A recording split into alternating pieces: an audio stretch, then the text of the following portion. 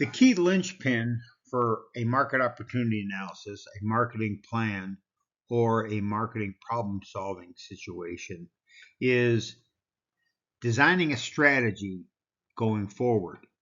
So let's take a little look at the strategic marketing process and the steps involved in developing a strategy. Strategy is the approach used to obtain a goal or an objective. The essence of strategy is to fit, select, discover, or create the appropriate approach to reach that objective.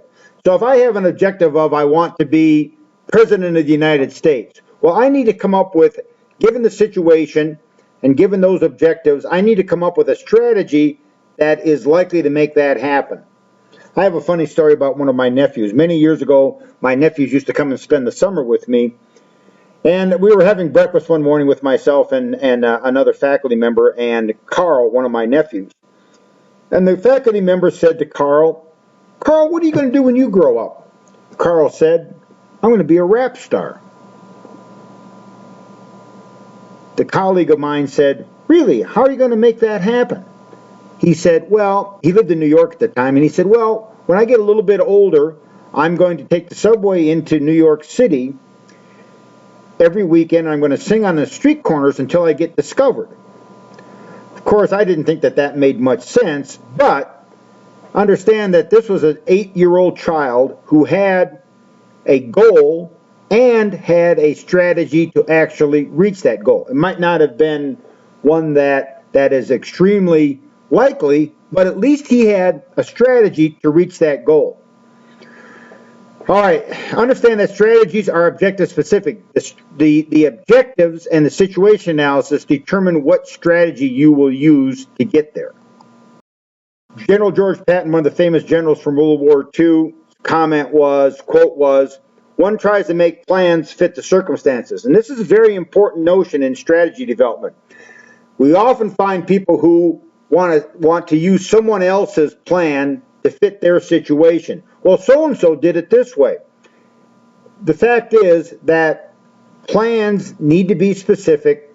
The strategy needs to be specific to the individual circumstances that we face.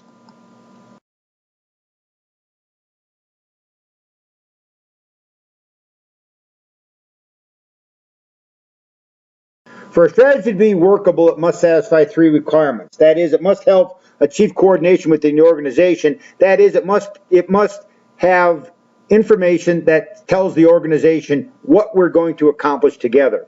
It must define how we're going to allocate the resources that we have available. And at the end of the day, it needs to lead to a superior market position. That is something that the competitors can't do or that we can do better than the competitors.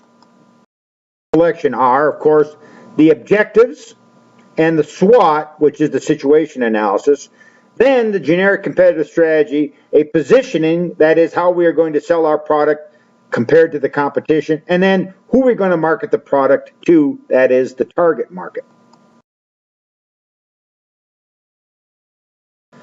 Well, we start by listing the 5 pieces we just discussed. That is the objectives, the SWOT, the generic strategy, which we'll talk about in just a little while, a position and target market. And of course, the way that we would do this is first we'd consider the objectives. The organization objectives frame the potential strategic alternatives. Then we need to consider the situation. What is it, where are we now, and how are we going to come up with a plan to get from where we are now to where we want to be? The generic strategy determines determination uses the SWOT to determine the best and logical strategic approaches that make the most sense. This will be either differentiation, focus, or cost leadership, and we'll have a lecture on that coming up very shortly. The unique selling proposition or reason to buy. This becomes the positioning statement for the product. Think about the brand new Buicks. The Buick company has decided that they want to market Buicks to younger people, and so their marketing campaign is that a Buick? Note that while the campaign might be catchy, it doesn't really create any reasons to buy a Buick. The final step in the process is the determination of the target market. Who are we going to sell our product or service to?